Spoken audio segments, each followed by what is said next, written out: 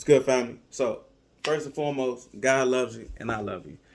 And I'm going to explain a couple things and I'm going to try to be quick about it. But I think that before I move forward and say what I'm going to say, I think it helps to understand why it matters, right? And to have meaning. And I think it also helps, one, we only do what we do because of we do what we do because of what we think of us, for one. So we do the things that are in our character that we agree with, even if it's bad for us, for one. And we only do things that have meaning to us. We only pay attention to the things that have meaning to us. We drive past stuff all the time, every day, that is there, that we don't even acknowledge or pay attention to. That happens in our lives. That could happen in our relationships. We could look past things that are good, that are actually within the scope of the things that we're asking for and saying that we don't have in our lives, but we're not looking at it. We're looking at the thoughts about what we don't have, and the discomfort that we feel, and not looking for and being thankful for and acknowledging and open our minds up to the things that are there, that we want, that were already there. Like when you go to get a new car and you start thinking, I want this red Mustang, and all of a sudden you see all these red Mustangs on the road. And no, the day that you thought about it, it didn't mean that everybody on the road went and bought a red Mustang that day. Most of them Mustangs dirty as hell. They need to be clean, or they've been in. They got miles on them. They were always there. Is my point. I'm not shitting on the Mustang. They were always there. Is my point. You know what I'm saying? Your mind, you just finally tuned your filter to the possibility and to that, and made it important to your mind. Um, Something to look up and pay attention to, or go find out about, is the reticular activating system. That's that part of your brain that starts to highlight the things that you teach it are important. Because on its own, well, just in general, your brain is negative, your brain is repetitive, your brain is lazy, okay? It wants to, just on its own, survive, do the same things over and over, and not spend too much energy. You know what I'm saying? Itself, especially, it doesn't want to spend too much energy. You know what I'm saying? It is constantly processing. It doesn't want to do things that conflict with it. That's why it's always repetitive. Chasing this damn rabbit, but I'm gonna bring it back, okay? Um, so those things are always there, right? Until you define them as important, there's things that are there that um, could help you with what you want, or will get you what you want, or move you towards what you want, that you may not even be aware of until you put eyes on them and make them important, right? And there's things that, and options that you maybe should have considered before you took an action, that you didn't, because you didn't put eyes on it and you hadn't practiced making that important. That red car becomes important to you, and then you see red cars. You know what I'm saying? The options, thinking and being somebody who thinks about what's going to happen after I do this thing, even though right now this is the thing that I want to do. And should I do it differently? Is there another way for me to approach this? Um,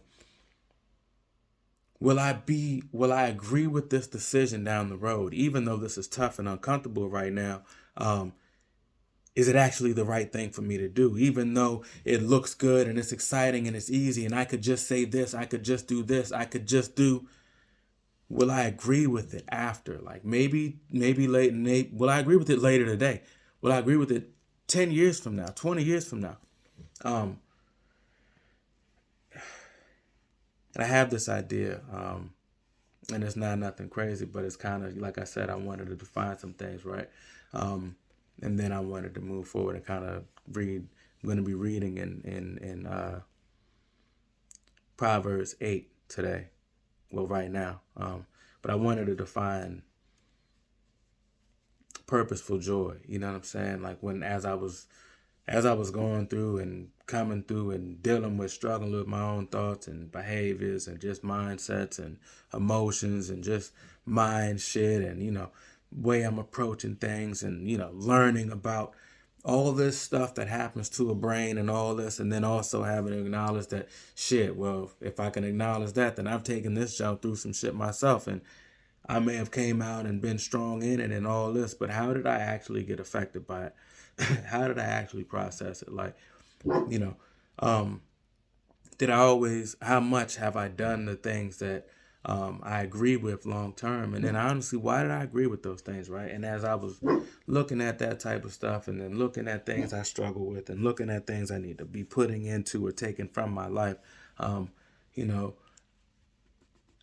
the I came across and I developed this distinction, Raina, hush, between happiness and joy. You know what I'm saying? And then, well, first off, happiness being circumstantial. When you break the word down, like happenstance, like by luck. You know what I mean? Like if it happens, maybe. Stance, where I stand. So basically, wherever I'm at, if the thing that I'm dealing with or talking about or saying or going to buy or whatever or thing gonna eat, if that turns out the way that I want it to, where I'm at now, wherever I'm standing now, if that happens, I'll be happy. You know what I'm saying?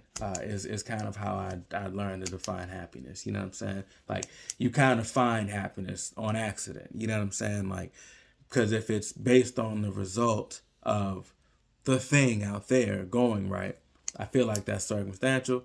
And if that's the depth that you're putting on it, if that's the way you're approaching it, like if you go out to eat and the food isn't good, then you go, oh, this ruined everything. We shouldn't have came out. But if you are going out to eat with your family, your mother, your girlfriend, your daughter, your boyfriend, whoever, because you love that person and you want to put eyes on them and you want to see them smile and you want to spend time with them and you know that every moment you spend time with them there's so much possibility, so many conversations that can be had, so much more insight, love, connection that's possible there, and you could do that sitting on the porch, but you're getting that time. So honestly, let's hope the food is good and sure, whatever, but I'm getting to see somebody and be with somebody that I love. And I'm going to have a conversation that grows me, grows them, nourishes them, makes me feel connected, calms me. The burger not being the right temperature can't ruin my good time, right? But that seems obvious. But if you don't say it, if you don't make sure that you know that that's how you feel and remind yourself of that when shit goes wrong, why do you think that that's how you're going to handle it? Why do you think that? You know what I'm saying? If you know that your brain just wants to be negative and repetitive and just keep doing the same, like it just wants to help you. So if it doesn't know that you are basing their opinion on what's good, it's gonna automatically go for the thing that like if it violates you, then it wants to keep you away from it. You know what I'm saying? Like if you get upset about the fact that the food wasn't good, and that's where your mind goes, and that ruins the situation and the scenario, then that's how you'll react in the moment. That's the feeling you'll have to struggle with, and that may be the thing that keeps you from going again. You know what I'm saying? As silly as that sounds, you know what I mean? Because you can't if you don't take control of the connections and you don't spend time building the connections and teaching your brain which way to go, and what you want and how you want to think in those moments that, you know, decisions are being made and feelings are being had and memories are being created, you won't. I don't think that you can trust that you're going to make the decision that you're going to agree with down the road. You know what I'm saying? That you're going to walk away from that with the, like, I think that it's possible that all of us, any of us, can miss an opportunity to remind ourselves why we're doing the thing. That even though that didn't go the way we wanted to, the reason that we did it was right. And so we can be happy with what we're doing. We can feel joy. A perpetual feeling of happiness is what I think and believe is joy. Because when you go to look up joy, when I started like trying to Google it and stuff, of course you'll see like joy in the Bible, right? But when you go to start looking into it, so much of it is like, and this can be, well, this is my, when I look at it this way, right? So much of it is like has to do with salvation and acknowledging like and accepting Christ as your Savior, right? Saying, God, I gave you my life. I can't meet these requirements that you said in this, and you gave your son, Jesus, for my sins. And if I do this, then gives me an opportunity to get the blessings that you had in store for me, right? So I say this, I do this, I declare it, I say it loud, I stand, and I take action on that, right? And then, we struggle to live our life according to the laws. You know what I'm saying? Some of us more than others. Some of us, kind of did it and didn't really think about what it meant after that. And some of us use it to cover everything. But it's still the act, right? And when I started looking up joy, that's what I see, right? And that's an eternity thing. You know what I'm saying? Because that's a conversation about your soul. You know what I mean? It's a conversation about your soul. So it's an eternity thing, right? So when I came up with and I put this idea together of like purposeful joy and like the thinking and like the foundation that it gets built on, and like the idea of like, I'm gonna say like I want to, I don't want happiness. I want purposeful joy. Well, not even that I just don't want happiness, but I want purposeful joy. I want to add purposeful joy into my life. What does that mean? Some people say happiness. Cool, add happiness. To me, I want to add purposeful joy. You know what I'm saying? Which doesn't negate happiness. I define purposeful joy, like again, joy being that existing and everlasting thing. And then I'm like I said, I'm getting to this Bible here, right? And I'm kind of show you how I'm a piece of this foundation and something, a huge part of it, and what I consider, and why I even think it, and what I feel like the Bible says about it, right? So purposeful joy being to me like, with the purpose in the activities that I'm in, right? Because again, if I'm trying to be happy, I'm trying to do like I think that there are areas in our lives that we need to be taking actions in that on purpose, intentional. You know what I'm saying? Putting thought, feeling, emotion, energy into that we will agree with now in the moment and down the line, right? Even if it's tough, even if it's uncomfortable, even if we got to sacrifice to do it, right? Even if we lose, right? Like even if we have to, even if we have to acknowledge that we weren't right in that situation, and actually I did hurt that person's feelings, and the thing that is right now is for me to say, I know that when I said this, I've hurt your feelings and I was wrong. I wouldn't want to make you feel like that. I wouldn't want to be made to feel like that. I understand I violated our relationship, and I'm sorry. I didn't mean to do it. Honestly, I didn't realize I was doing it. If you're this upset about it, I may have even been doing it more often than I have ever been aware of.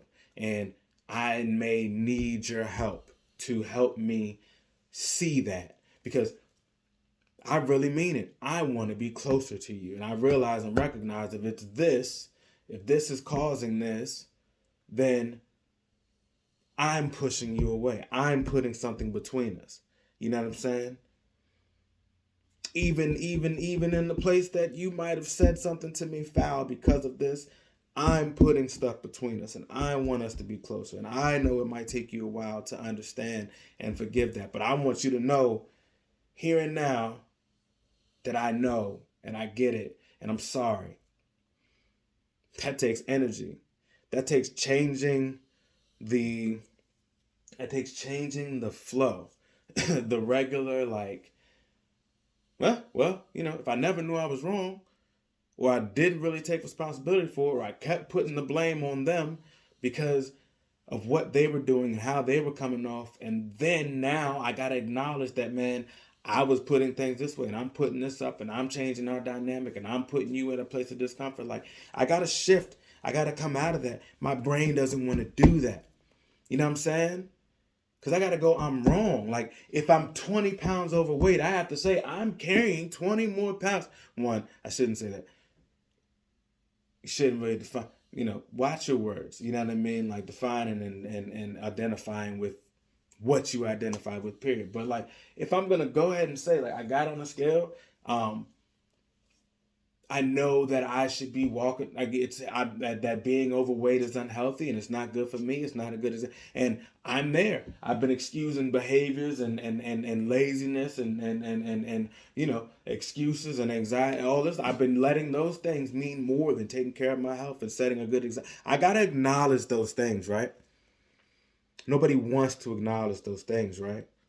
Like, it's not the most comfortable thing. But if I acknowledge it, then I can put words on it and say what and make it all have meaning, right? So when I do the thing, even that, it has meaning, right? Because now I can change. Now I can make it important enough to myself, start reminding myself why it's important enough to take these actions, right? So this is purposeful joy, right? This is saying adding more and even creating a mindset of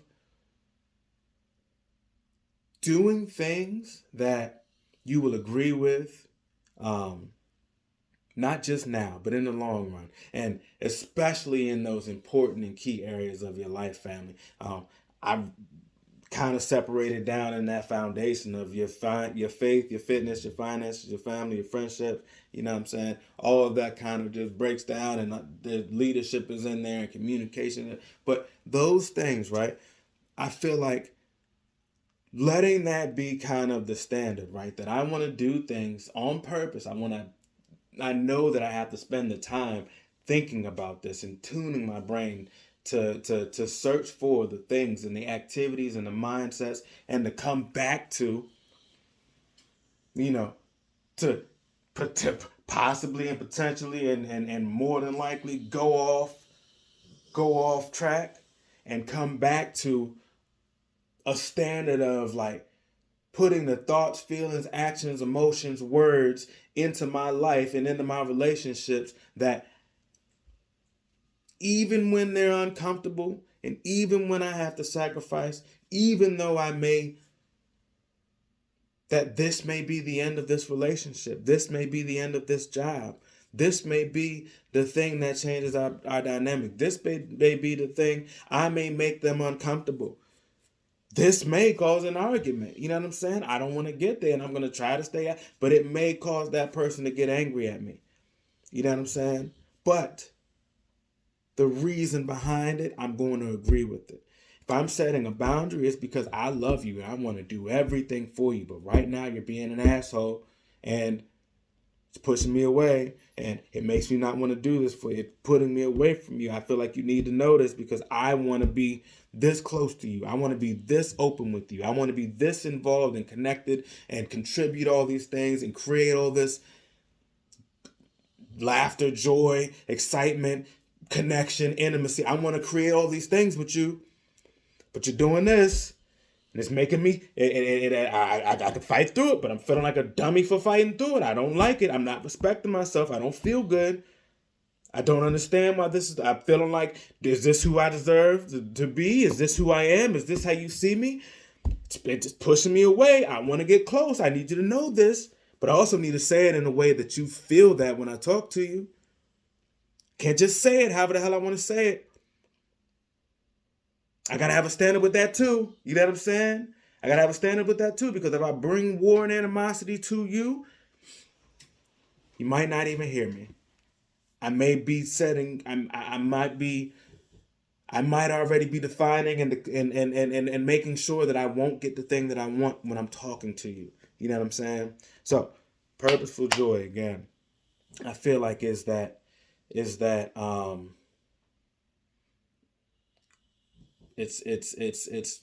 mindset, it's a behavior, it's an action, it's a feeling. It's just, I think it's a brain shift.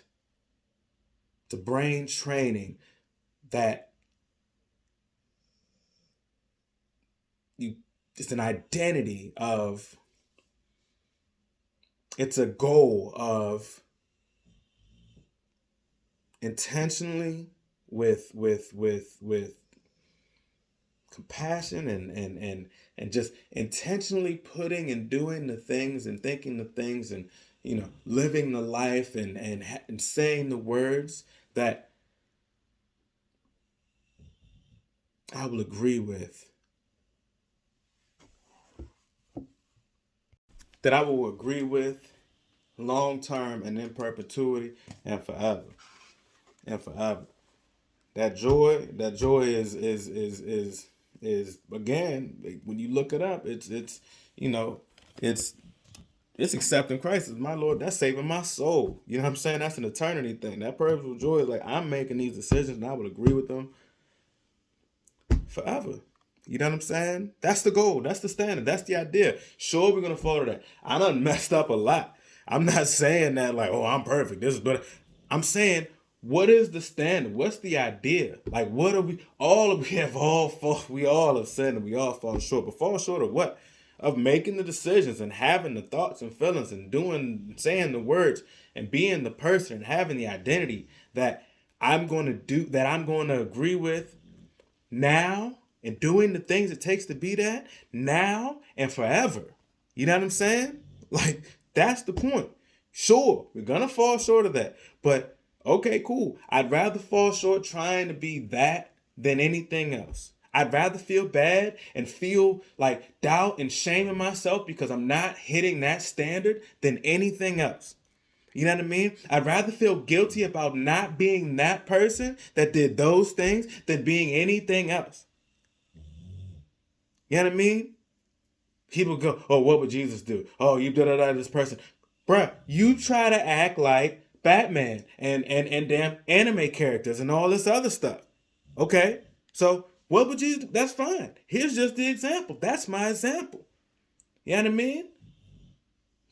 As imperfect and as flawed and as foolish as I have been and as weak as I have been in my life, that's the example. You know what I'm saying? And you know what? When those moments when you stay true and you take those actions and you have those thoughts and you remind yourself and you struggle back to north and you get back on track, those moments, that life, the way that you was living in there, even those are the highlights. That's the thing that you're struggling to get back to. If you don't feel good about the way things are going, a relationship, when you're like, that's what's calling you anyway. The point is to remind yourself of it and to make it and to show your brain consistently that I know you would rather go this way. I know you'd rather go this way. But this is the way that I truly want to go. This is what I really want out of this. After this moment passes, I want to be fine with this 20 years from now, 30 years from now. And yeah, maybe I'm going to fail on that a lot and do it badly and try to start and do it wrong and actually end up alienating a bunch of people. But I can always look at myself and figure out how and why. Again, did I try to set my boundary and tell you about what I wanted in a way that made you know that the only reason I want you to know this, the only reason that we're even here having this conversation is because I love you, for one. That we could be having and interacting with anybody, but I love you. I'm here with you. So do you know that in my words? And do you know in my words and from my words that this means something to me? That I want to pour myself into you. But these are my lines. I'm forgetting where it's at in the Old Testament, but there's a place in there where God said, because of the Hebrews, when they were just acting up and worshiping idols and doing all this stuff, God said, man, look, bro, I can't walk with y'all. Because if I'm near you and you're acting the way you're acting, I will destroy you. So I'm going to go on. Like, I'll meet y'all there and, I'm taking you through this. And here's this. You're still going to get these blessings. But, bro, I can't just sit here with you. You know what I'm saying? I can't even, you're messing it up, bro. I want to be right here, but I can't. You know what I'm saying? Because you acting like that. And, bro, that ain't on, I ain't with that. So if that's how you going to act, me being me, bro, we going to end up wrecking, bro. You can't handle this. You know what I'm saying? God, bro, you can't handle this. So you are such a stiff-necked people that if I was to walk with you, I would destroy you. You know what I'm saying? So I gotta go on. I gotta change. I gotta do it differently. I can't just be right there with y'all, man, because the way you acting right now. So that's the point. I need y'all to know, man, I'm trying to be with you. the point of relationships is to be fruitful and to multiply, to come into that and bring your goodness into it and plant goodness into it and let that multiply. That's the whole point. You know what I'm saying? So anyways, so it's all like this, right? It all requires thought. It all requires consideration. You know what I'm saying? That's why God is God, because it takes time to say all those things. And a lot of people don't even want to say all those things. And it sounds like kind of like a cyclical thing. And it is that. You know what I'm saying? It is that. But like, it's like because of this, and you got to think this. And it's like, oh, well, I don't want to. Yeah, I know. I know you don't want to. I know you don't want to. I know you don't want to. But God's example is, man, he spent time creating in his mind and seeing and thinking through, all right, the birds are going to do this and they're going to replenish this way and it's going to be this way and they're going to be nourished by this and they're going to need to eat this and they're going to need this to be growing and this is going to need to grow like this and this is going to have to pollinate this so that this can grow, so that this can eat, so that, like, that was in chapter 1, and he did all those things and set all those things up with the intention of all those things continuing and providing for each other and nourishing each other and this happening this way and this being connected this way for us. You know what I'm saying? But his point was it takes thinking and planning and thinking ahead and prudence, right? And wisdom, right? And this is where I'm finally getting to this daggone word. And I feel like all of that will cover. You know, I want to say that I'm gonna wrap it up soon because all of that kind of speaks to it, right? But I said all that to say, man, I think that you got to know, the more that you know why and the more that you believe in what you're doing, the more that when you run into the opposition, the more that when you run into the opposition of being that person, the more that you'll have a foundation in the faith and the conviction and the reasons why you want to remain true. That you'll be able to, that you will have already practiced reminding yourself, right? This is practicing reminding yourself, right? Because if you're not thinking of like, excuse me, making that decision with love and compassion and all this type of stuff and strength and all these things, beforehand, why do you think you're going to do it in the moment? Like, you know what I mean? Like, just because you said that's who you want to be and that's what you want to do, what does that mean? Where are you going to have to practice that change? You know what I'm saying? Like, what does it even look like at the end? Like, oh, just say what's on your mind because you don't want to hold back your feelings and your thoughts and you know that this is right. Okay, have you practiced it? Because I just thought it like that. Am I going to say it like that? Or am I going to say it louder? I really need to say something. I really need to speak my mind. I need to talk for myself. Do you think you're like, not that those things aren't good, not that you might not need to do that, not that he needs to stop that, she needs to stop that, they need to know this, but is the way that you're going to say it going to cause conflict? And if it causes conflict, is it because they just have a problem with you? They're not fine with you expressing yourself and having your freedom and your feelings? Is that why? Maybe. But what seed did you plant? Anyways, I think that that's the point. Again, you know what I'm saying? Is that God shows us a process of approaching something with the intention to think it through and make the decision and take the action that we will be happy with all the way down the line. And that takes time, that takes thought, that takes energy, it takes planning, it takes sacrifice, it takes knowledge, it takes understanding, it takes taking time, it takes patience, it takes humility. Excuse me. It takes a lot, and it takes wisdom. And I think all of those things also encompass wisdom. You know what I'm saying? So, Proverbs 8. I'm going to read some verses, probably about 10, 12 of them. I'm kind of going to touch on a couple lessons, a couple takeaways that I get from that, give some application, and then I'm going to be done. All of that was the intro. Proverbs, as Marvin Golder would say, all of that was the intro. Proverbs 8. Proverbs 8. Does not wisdom's call? Does not wisdom call out?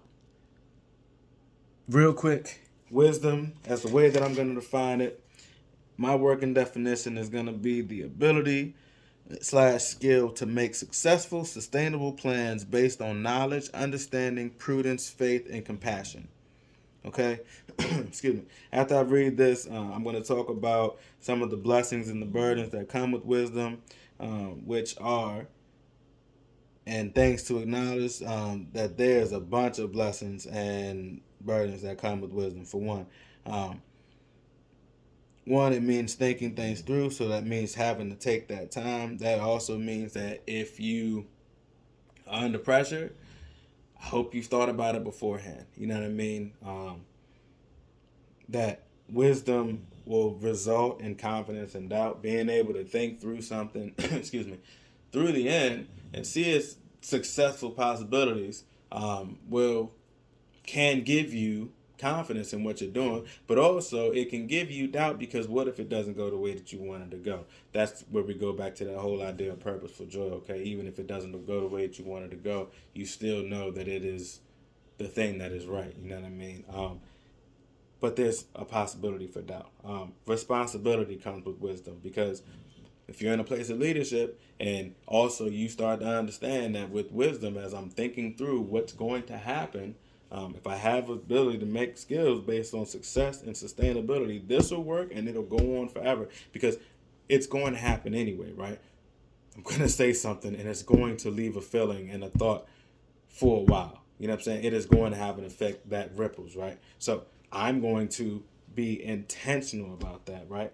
I'm going to make successful and sustainable plans based on knowledge, understanding, prudence, faith, and compassion, okay? Knowledge and understanding. I know about that thing. I go from a place of not knowing. I'm going to get into this in a minute, okay? I'm going to make these definitions. Then we're going to get there. I'm going to touch back, and we'll get out of here. We're talking longer than I planned on it. So, excuse me. Make these definitions, the ability / skill to make successful, sustainable plans based on knowledge. I have to go. I cannot be wise if I do not have knowledge. If I don't know about a thing, if I don't even know about a decision, that could get me, that could be successful and sustainable, that could work and work for a while, for a long time, in perpetuity. If I don't know about that decision or that knowledge or that piece of information or that person, I can't do anything with it. I can't make that decision, right? There's something that's missing. I need that to get to there, right? It comes first. So, knowledge, understanding. I don't not only know about it, just knowing that a car exists doesn't mean that I can drive that car. Just knowing that, like, when we first got the puppy, she didn't want to go up the stairs, because what? She came into this world as a puppy and never seen a stair. Going up, what the hell is that? But as she started to figure out, there it is. Scared of it, though. As she starts to understand, I can go up it. She starts to gain understanding of it. You know what I mean? I can go up it and it's safe and it doesn't eat me, kill me, hurt me. It stays still. You know what I mean? Now I have understanding. I put this foot up and I push up and I blah, blah, I do. You know what I mean? Now I have understanding. So, knowledge, understanding, prudence. What will happen down the road? Down the road after this, thinking about what about the future. You know what I'm saying? Thinking about what comes next. You know what I'm saying? Faith is the tough one, because faith is where the wisdom is kind of shown, right? Because that is action. Because you're gonna see wisdom based. Well, you want your wisdom to turn into faith, or you base your faith on this wisdom, and you base your wisdom on this faith. But anyways, faith saying, I have belief in this system, right? Faith is a system of, because I believe this, I will do this, and because I do this, this is what's going to come from this, right? This is joy as well, right? This is why putting our energy into our faith is what's going to help us be joyful, right? And compassion. I feel like compassion is necessary, because Compassion just says, I recognize and I care about your problems and your pain, and I want to help solve them. You know what I'm saying? And if I don't, I can make decisions based that are going to be successful, that will last for a long time, that are things that I know about, that I know how to use, that I think forward on, you know what I'm saying, that I know about what's going to happen. I still have faith in the system that will hurt somebody, right? You know what I'm saying? So I'm putting compassion in there as a part of that, as that definition and a requirement of that, because that's the way that God looked at it for us. He went through and the birds and the water and the day and the night and the sun and the temp and the conditions that happened, that were created on this planet, on this earth, throughout this time, for us to be sustainable and living here and growing, and things being like seeds being planted and all this things that would seem like magic to people back in the days of the Bible being created, but God saw it.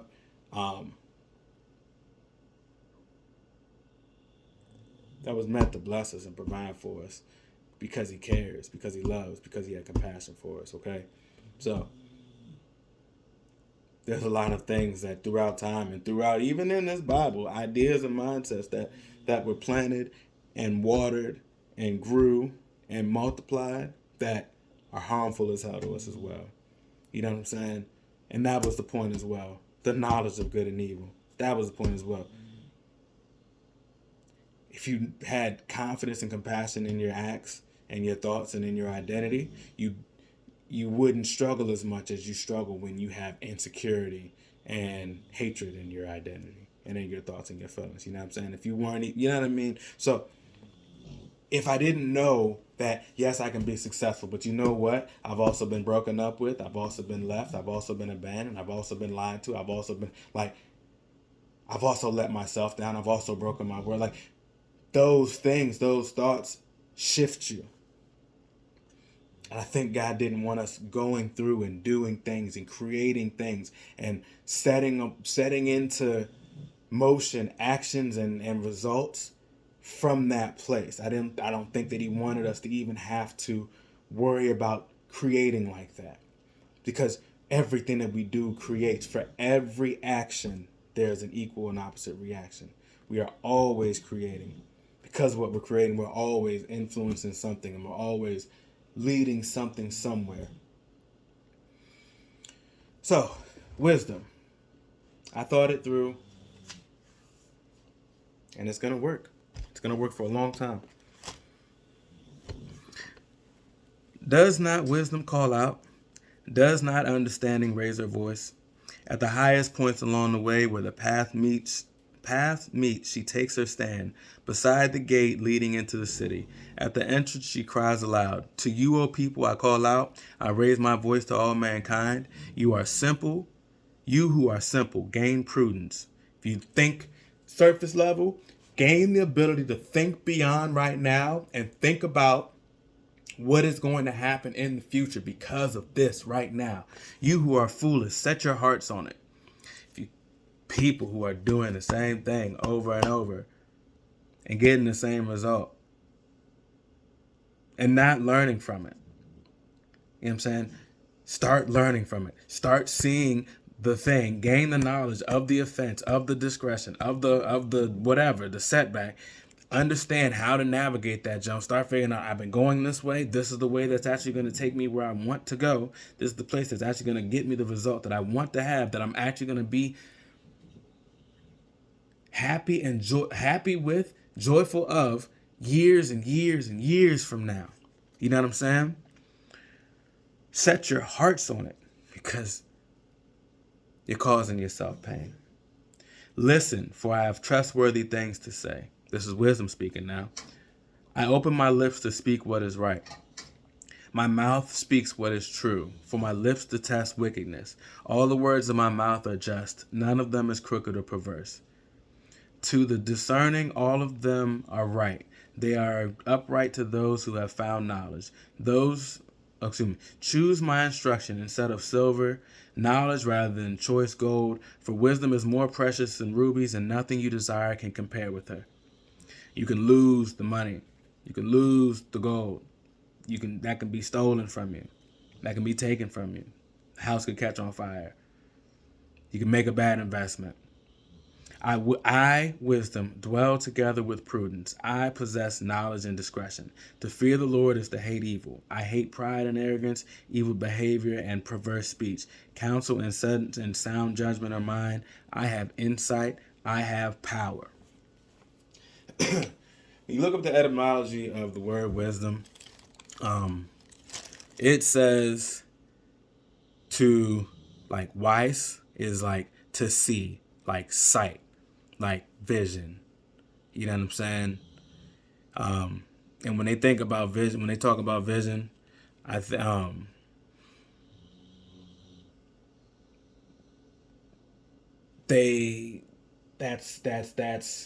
to have vision. When I'm talking about vision, when I'm thinking through this vision is down the road. It's in my head. I can see it down the road, and I'm thinking it through. I've created this picture. I can see it, and the dom is a choice, is a judgment.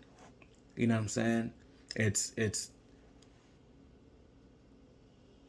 making judgments based on what I can see happening down the road because of this long term. You know what I'm saying?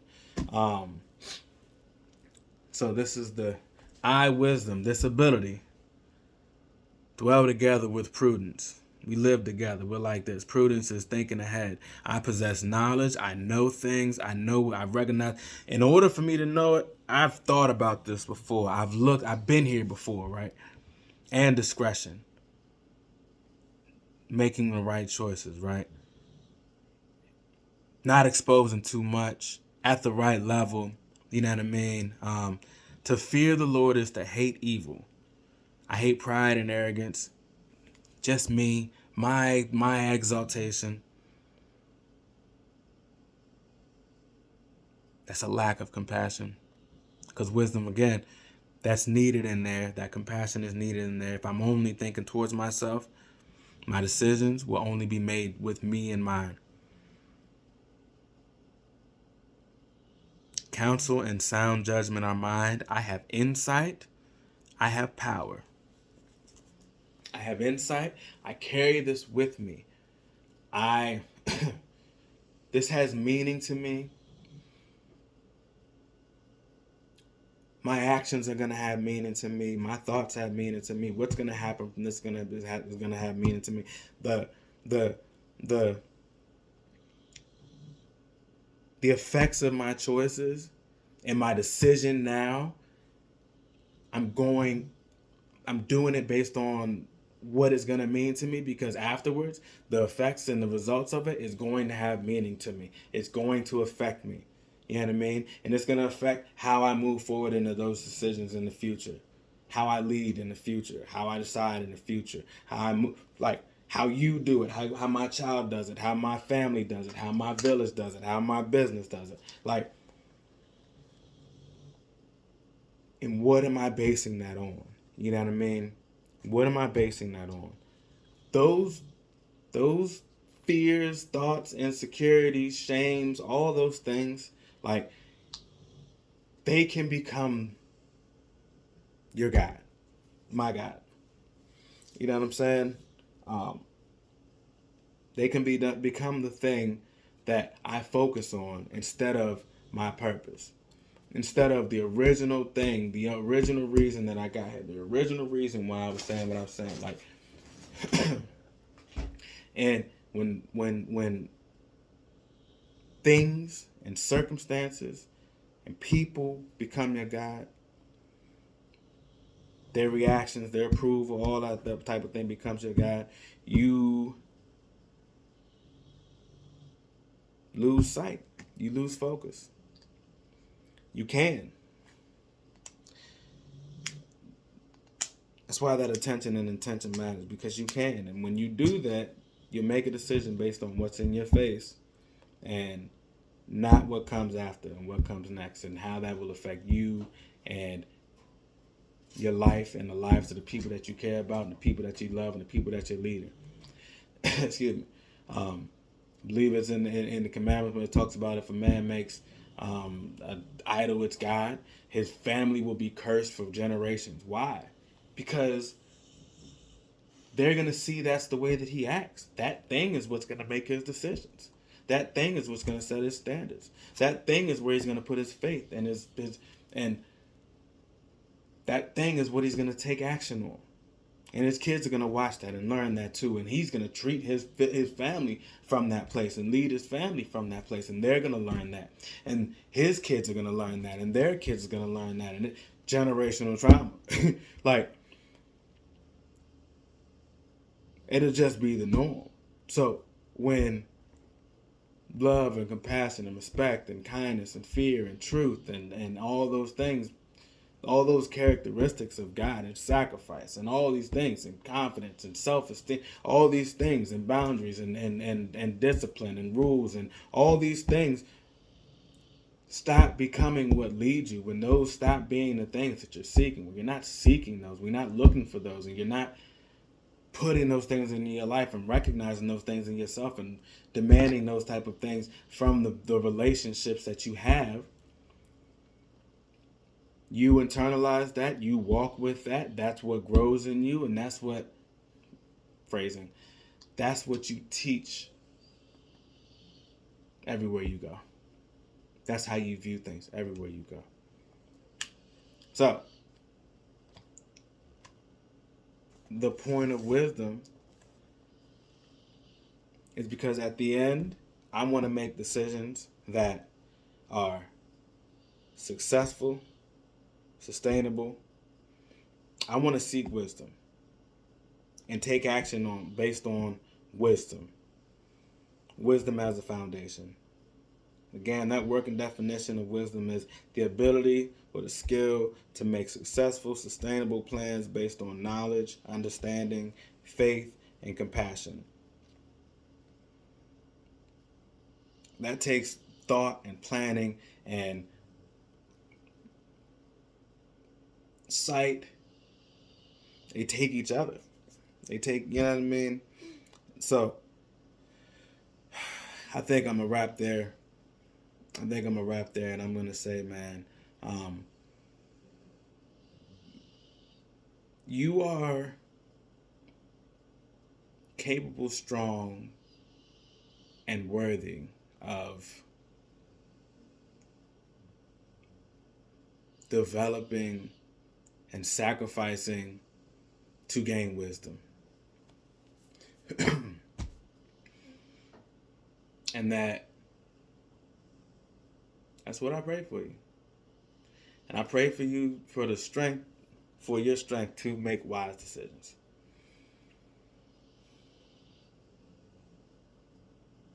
In Jesus' name, amen.